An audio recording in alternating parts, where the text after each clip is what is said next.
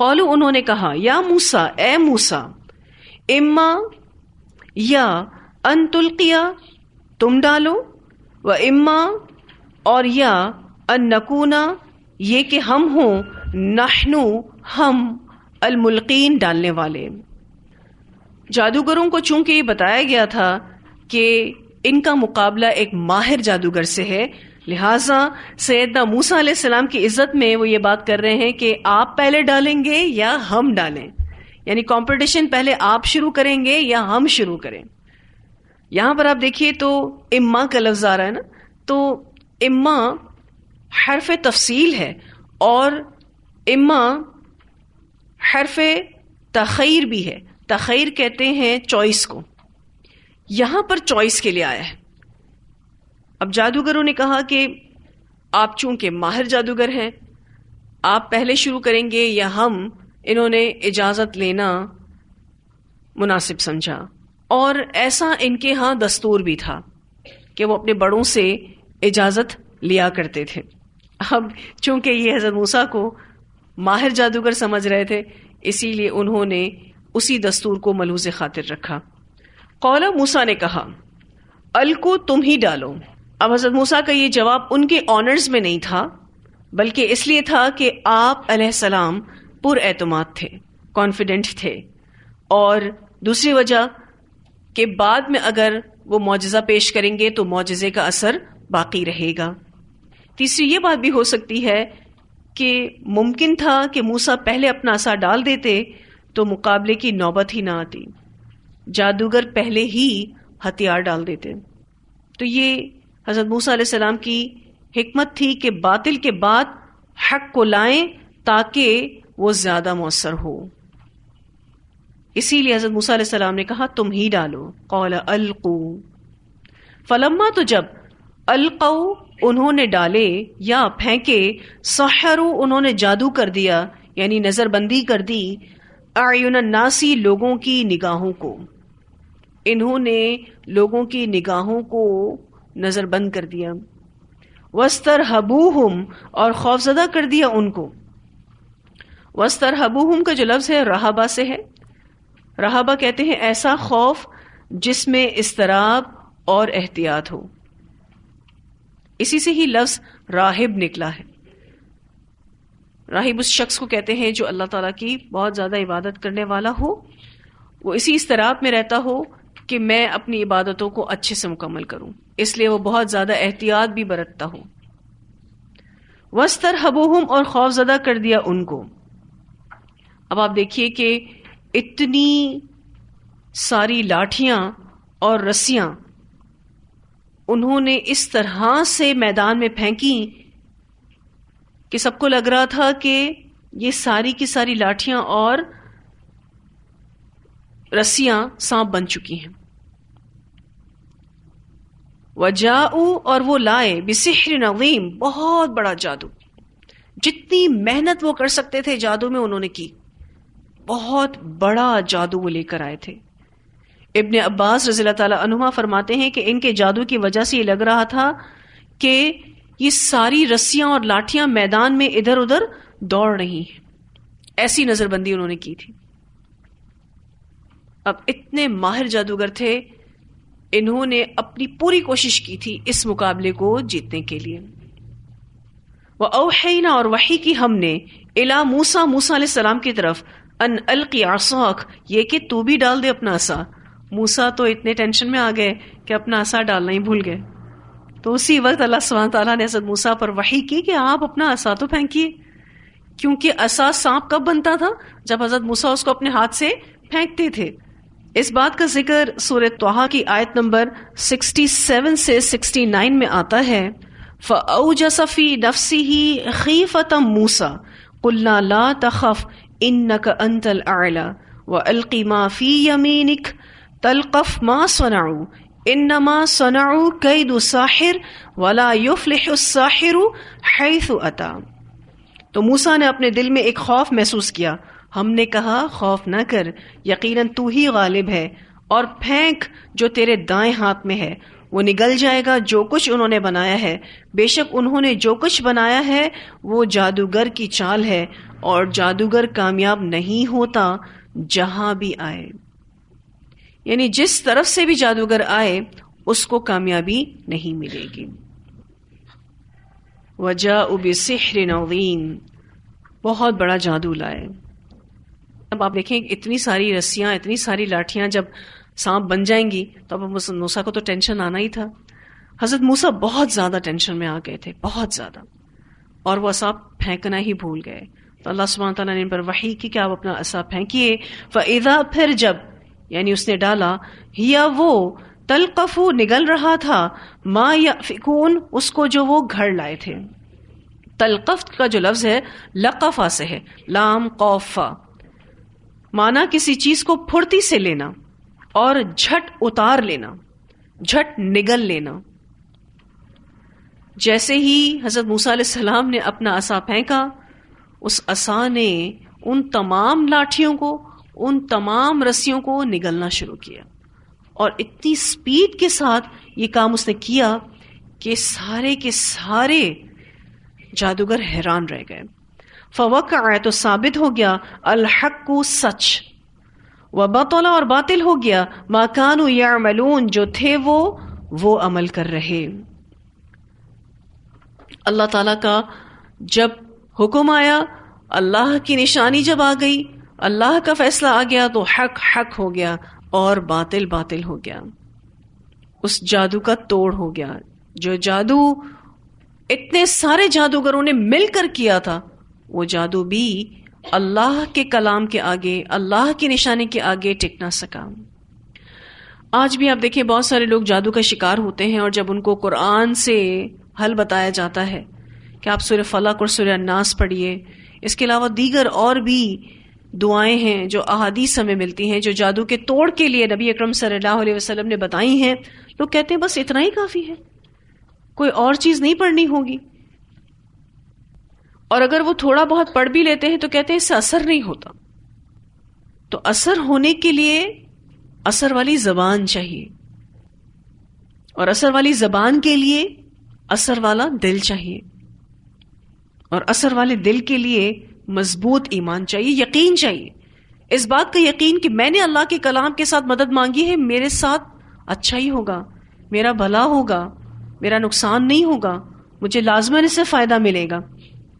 لیکن آج افسوس کی بات ہے کہ مسلمان کو اللہ کے کلام پر ہی بھروسہ نہیں، کسی تعویذ پر، کسی دھاگے پر جو اس کا بھروسہ ہے وہ زیادہ ہے بنسبت اللہ کے کلام کے.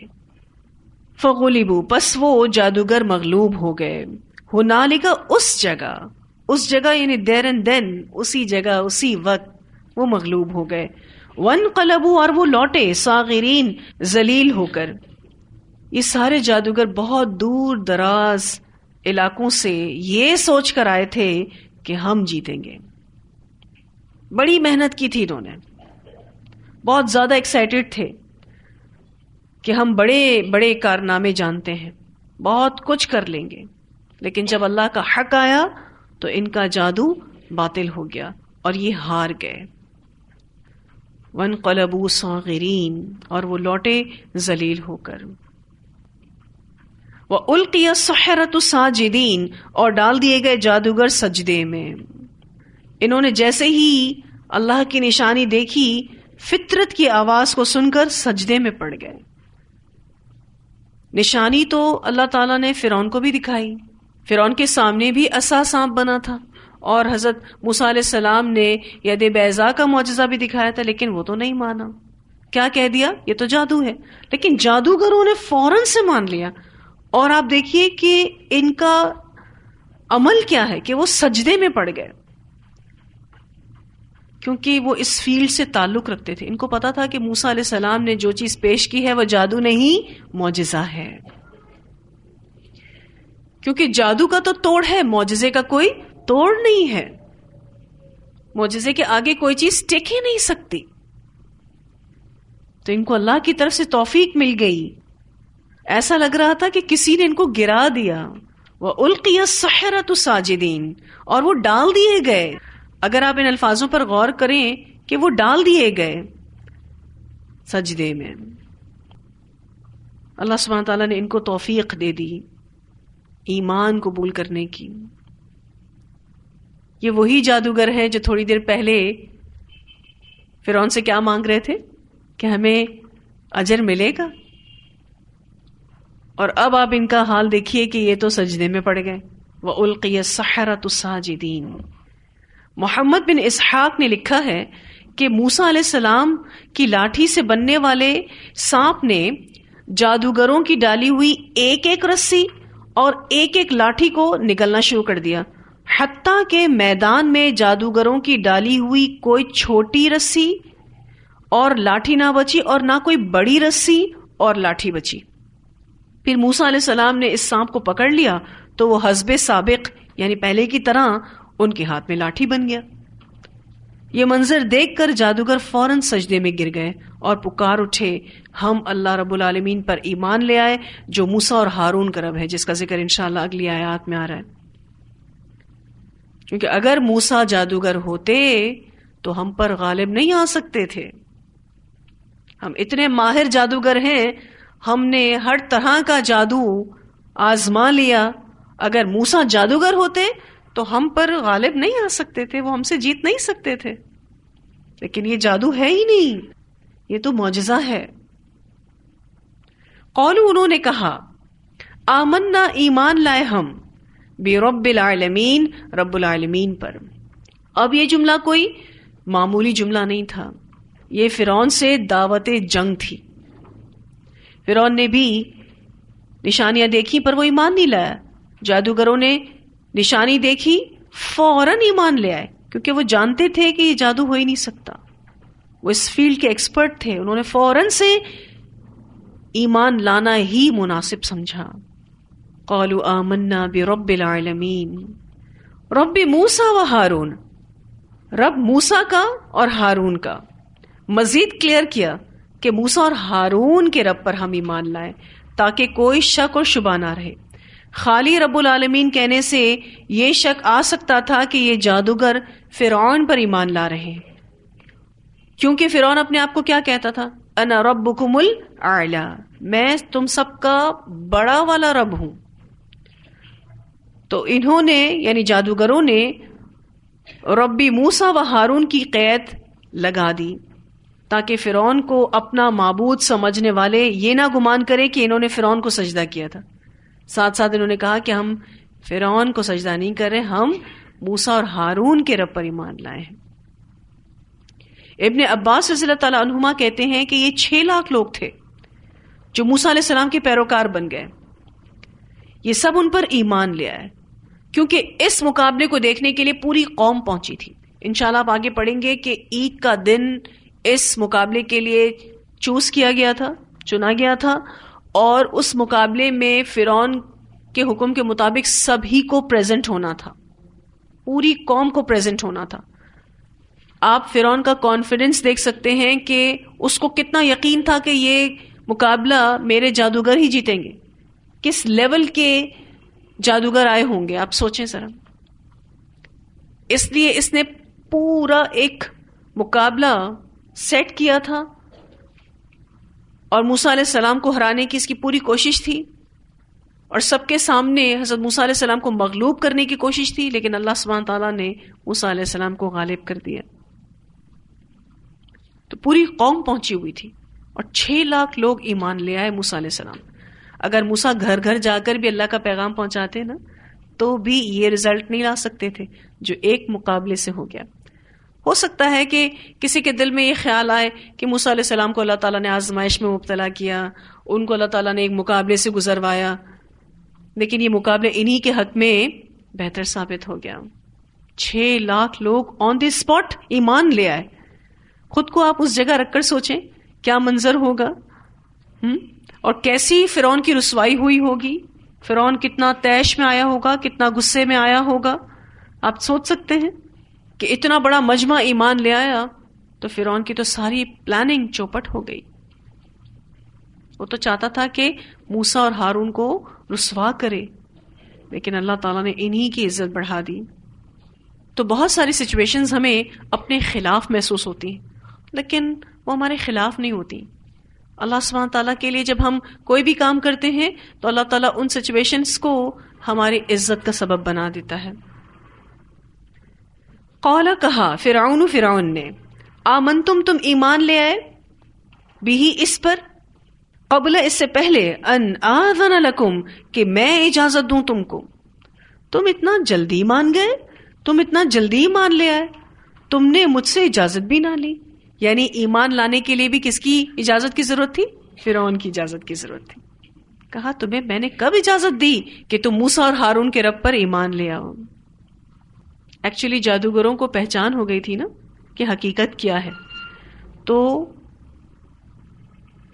جو معرفت کے بعد ایمان نصیب ہوتا ہے اس سے رویے میں کیسی تبدیلی آتی ہے آپ دیکھ سکتے ہیں. کتنی شاندار تبدیلی ان کے اندر آئی. اور آگے جو جادوگر کہیں گے کہ ٹھیک ہے تم ہمیں مارنا چاہتے ہو تو مار دو, ہم تو اپنے اللہ کی طرف ہی جانے والے ہیں. حیران کن بات ہے. تو یہ جو معرفت کے بعد ایمان نصیب ہوتا ہے اس سے رویے میں کیسی تبدیلی آتی ہے آپ دیکھ سکتے ہیں. اب وہ کیا کہیں گے آگے اس کا ذکر آئے گا انشاءاللہ تعالیٰ کہ جب فرعون ان کو دھمکیاں دے گا کہ میں تمہاری جان لے لوں گا تو وہ کہیں گے ٹھیک ہے لے لو جان, ہم تو ویسے بھی اپنے رب کے پاس جانے ہی والے ہیں, آج نہیں تو کل ہم ویسے بھی اس دنیا سے چلے جائیں گے, تو تم ہماری جان لے لو. تو سچا ایمان انسان کو بہادر بناتا ہے اور منافقت انسان کو اندر سے کھوکھلا کرتی ہے. تو فرعون نے کہا کہ تم اتنا جلدی مان گئے, میری اجازت کے بغیر کیسے تم ایمان لائے؟ انا بے شک ہاذا یہ لمکرن البتہ ایک چال تھی, مکرتموہ چال چلی تم نے اس کی, فی المدینتی اس شہر میں یعنی مصر میں, لتخرجو تاکہ تم نکال لے جاؤ, منہا اس شہر سے, اہلہا اس کے رہنے والوں کو. اہلہا سے مراد یہاں پر اہل قبط ہیں یعنی فرعون کی قوم, تو یہاں سے قبطی مراد ہیں. اب فرعون نے حضرت موسیٰ علیہ السلام پر الزام لگایا کہ تم سب کی ایک چال تھی, سارے جادوگروں کو بھی اس میں شامل کر لیا کہ تم سب نے مل کر ایک چال چلی تاکہ تم اس شہر کے رہنے والوں کو یہاں سے نکال دو. یہ جو فرعون یہاں بات کر رہا ہے لتخرجوا منہا اہلہا, تاکہ تم نکال لے جاؤ اس شہر سے اس کے رہنے والوں کو, آپ دیکھیں تو بار بار ایک ہی بات کہے جا رہا ہے جس کی کوئی حقیقت نہیں. آپ دیکھیں کہ چند الفاظ ہی ہوتے ہیں کہ اس سے کوئی کسی کو جھوٹا قرار دے دے, کسی پر الزام لگا دے یا کسی کو کچھ سے کچھ بنا دے. یہ سب الفاظ کا ہی کھیل ہے. اللہ نے انسان کو دنیا میں بھیجا, اسے بولنا سکھایا, لکھنا سکھایا اور پھر اسے آزادی بھی دی, لیکن اس آزادی کا انسان خوب فائدہ اٹھا رہا ہے. کچھ لوگ اس آزادی سے اپنی آخرت کو بنا رہے ہیں, لیکن کچھ لوگ اسی آزادی سے اپنا نقصان کر رہے ہیں. یہ جو اللہ سبحانہ تعالیٰ نے زبان کو آزادی دی ہے نا, جو زبان کو ملنے والی آزادی ہے, جب اس آزادی کا ناروا استعمال ہوتا ہے تو اس سے غلط بیانی جنم لیتی ہے, جھوٹ جنم لیتا ہے اور اسی سے ہی بگاڑ ہوتا ہے. ایک طرف تو حضرت موسیٰ اللہ کا پیغام دے رہے ہیں اور دوسری طرف فرعون کیا کر رہا ہے, ان پر سراسر جھوٹے الزامات لگا رہا ہے. تو فرعون نے کہا کہ تم سب نے مل کر چال چلی ہے کہ یہاں کے لوگوں کو نکال دیں. پھر اس کے بعد دھمکی دیتا ہے فسوف تعلمون, پس عنقریب تم جان لو گے, تم کو پتہ چل جائے گا کہ میں تمہارے ساتھ کیا کرنے والا ہوں. ایکچولی فرعون اپنے آپ کو بہت بڑی چیز سمجھتا تھا, لیکن اس وقت وہ کتنا زیادہ انسیکیور فیل ہو رہا ہے. ایسا لگتا ہے کہ اس کو ایک خوف بیٹھ گیا ہے جس کا یہ اظہار بار بار اپنی زبان سے کر رہا ہے. کون سا خوف؟ کہ مجھے یہاں سے نکلنا پڑے گا. اور اس کی چھٹی حص بار بار یہ احساس دلا رہی تھی کہ اب تم زیادہ دن یہاں نہیں رہو گے. اور شاید اس کے اندر کا خوف تھا جو بار بار زبان پر آ رہا تھا کہ موسیٰ نے یہ چال اس لیے چلی ہے کہ تم سب کو یہاں سے نکال دیں. اسی لیے اس نے یہ الفاظ استعمال کیے, ان ھذا لمکرن, بے شک یہ البتہ ایک چال ہے, مکر تموہ, تم سب نے اس کو پلان کیا ہے فی المدینہ، اس شہر میں، اس مصر میں، لتخرجوا منہا اہلہا، تاکہ تم نکال لے جاؤ اس سے اس کے رہنے والوں کو، اہل قبطیوں کو، فسوف تعلمون، پس ان قریب تم جان لو گے۔ دھمکی دینے پر آ گیا، اور آپ دیکھیے تو بالآخر وہ سب نکلے، اس کا یہ خوف سچ ہو گیا، لیکن موسیٰ نے ایسا کچھ نہیں چاہا تھا۔ یہ تو اللہ کی طرف سے فرعون اور اس کے پیروکاروں کے لیے سزا تھی، کیونکہ بعض اوقات انسان جھوٹی بات کہتا ہے اور ایک ہی جھوٹ بار بار کہتا ہے، اور پھر نتیجہ کیا ہوتا ہے کہ وہ جھوٹ اس پر چسپاں ہو جاتا ہے اور وہ اس کے لیے سچ ہو جاتا ہے۔ وہ ہر دفعہ یہ کہتا کہ تم یہاں سے ہمیں نکالنے آئے ہو، حالانکہ موسیٰ ایسی کوئی بھی نیت لے کر نہیں آئے تھے، لیکن ہوا کیا، اس کے منہ کے نکلے بول اسی کے سامنے آ گئے، اور واقعی وہ ان سب جگہوں کو چھوڑ کر نکل گئے، چلے گئے۔ آپ آگے پڑھیں گے انشاءاللہ، سارے محلات، اتنی بہترین نعمتیں، نہریں، باغات، سب چھوڑ کر گئے، کیونکہ جب موسیٰ اپنی قوم کو لے کر اس علاقے سے نکلے تو فرعون بجائے ان کو جانے دیتا کہ ٹھیک ہے یہ غلام قوم چلی گئی، ہمارا علاقہ صاف ہوا، نہیں، اس نے پیچھا کیا، اور جب پیچھا کیا تو عین سمندر کے بیچ میں غرق ہوا، کیونکہ اللہ تعالیٰ نے سمندر کو 2 حصوں میں بانٹ دیا تھا اور بیچ میں ایک راستہ بنا دیا تھا جس سے موسیٰ اور ان کی قوم گزر رہی تھی۔ فرعون اس وقت بھی نہیں ڈرا کہ اگر میں اس سے گزروں گا اور سمندر کے پانی کو اللہ تعالیٰ نے حکم دے دیا کہ واپس اصل حالت میں آ جاؤ تو میرا کیا بنے گا، وہ پھر بھی گیا، اور پھر بیچوں بیچ سمندر میں تھا، اور اللہ سبحانہ تعالیٰ نے پانی کو حکم دیا کہ اپنی اصل جگہ پر آ جاؤ۔ ایک تو ہوتا ہے نا انسان سمندر کی سطح پر ہو پھر ڈوبے، یہ تو ڈائریکٹ ہی سمندر کی تہ میں تھا اور اوپر سے پانی آیا، یعنی بچنے کی کوئی گنجائش تھی نہیں۔ اللہ تعالیٰ نے وہ ساری نعمتیں جو اس کو دے رکھی تھی سب اس سے لے لی۔ خیر، یہاں تو یہ کہہ رہا ہے کہ میں تمہیں جلد بتاؤں گا کہ میں تمہارے ساتھ کیا کر سکتا ہوں۔ لَأُقَطِّعَنَّ، البتہ میں ضرور کاٹ دوں گا۔ لَأُقَطِّعَنَّ میں 2 تاکیدیں ہیں، ایک لام تاکید اور نون مشدد، یعنی ضرور بضرور میں کاٹ دوں گا، ایدیکم، ہاتھ تمہارے، وارجلکم، اور پاؤں تمہارے، من خلاف، مخالف سمت سے، ثم پھر لأصلبنکم، البتہ میں ضرور سولی چڑھاؤں گا تم کو، اجمعین، تم سب کو۔ لأصلبنکم کا جو لفظ ہے صاد لام با سے ہے، معنی ہوتا ہے لکڑیوں سے باندھنا، اور اس لفظ میں بھی آپ دیکھیں تو 2 تاکیدیں ہیں، لام تاکید بھی ہے اور نون مشدد بھی ہے، یعنی ضرور بضرور میں تمہیں سولی چڑھاؤں گا۔ یہاں اس نے یہ لفظ استعمال کیے ہیں ثم لأصلبنکم اجمعین، لیکن سورہ طٰہٰ میں آتا ہے کہ اس نے تھوڑے سے مختلف الفاظ استعمال کیے تھے، فی جذوع النخل، یعنی فی یہاں پر اعلیٰ کے معنوں میں ہے، میں تمہیں کھجور کے تنوں پر سولی چڑھاؤں گا۔ اب آپ سوچ سکتے ہیں کہ کتنے لوگوں کو یہ سزا سنا رہا ہے۔